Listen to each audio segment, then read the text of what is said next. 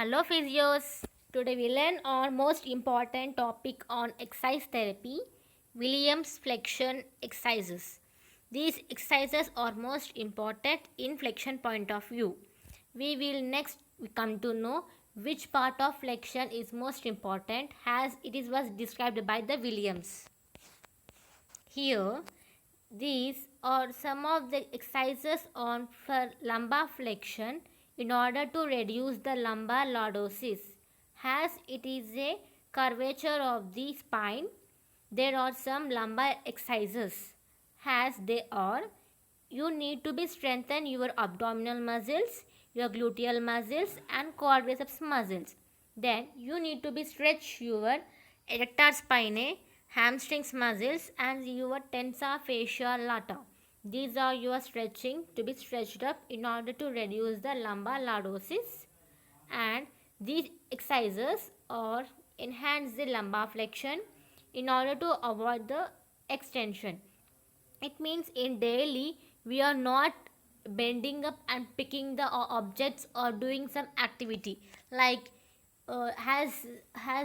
in advance we are doing the bath with a shower but not as with a mug, and also we are sweeping but not with the broomstick like we are using the vacuum cleaners. So what we are doing, we are not bending and doing the work. So has these exercises can helpful in order to reduce the back pain also.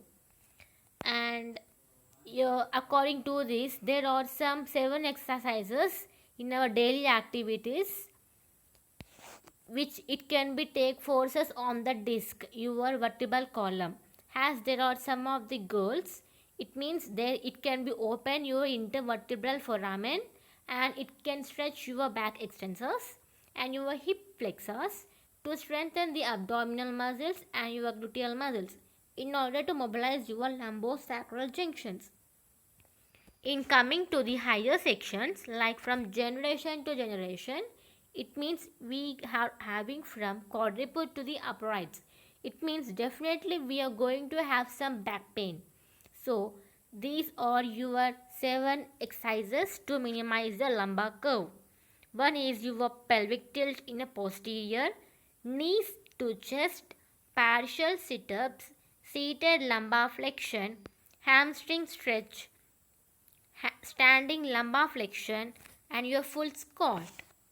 Entering into the pelvic tilt, the patient should be lie in supine and your hands should be placed on your back head.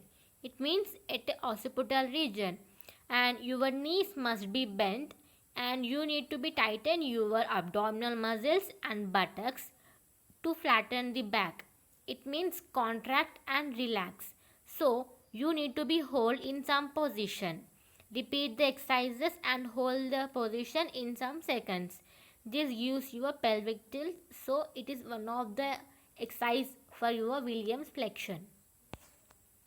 Next, knees to chest. We can see here 2 exercises: single knee to chest, double knee to chest. Single knee to chest, it is lying on supine with knees bent and feet flat on the floor. Slowly you can pull your right knee towards your chest or towards your shoulder region and hold for 5 to 10 seconds. Then get back to normal position. So this is your single knee to chest. When coming into the double knee to chest, continue with the single knee to chest.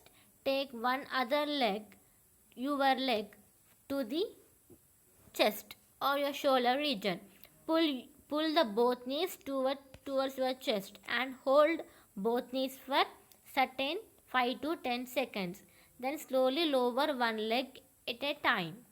This gives your knee to chest exercises. Then next comes your partial sit-ups. Then the patient should be lie in a hook lying position with your knees must be bent and your feet must be flat, and your hands should be placed at the occiput region, that is your back head, and your trunk should be elevated in order to clear the scapula from the ground, and mostly the stress is placed on the rectus abdominis muscle. Then it should be returned back to starting position. So this gives the partial sit-ups for the number of repetitions has been prescribed. Then seated lumbar flexion.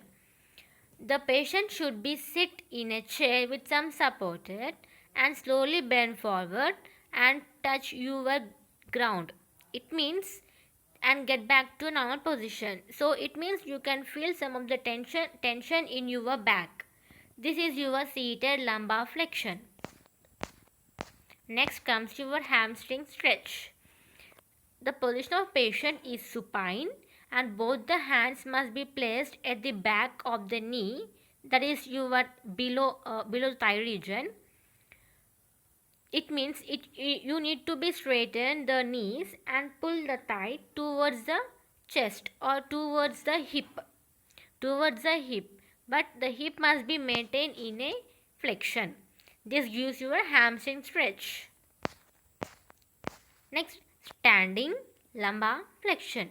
This is the most common thing as we can do in school exercises in morning also.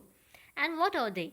Like it is a standing upright with the feet must be spread shoulder width apart, slowly bend forward.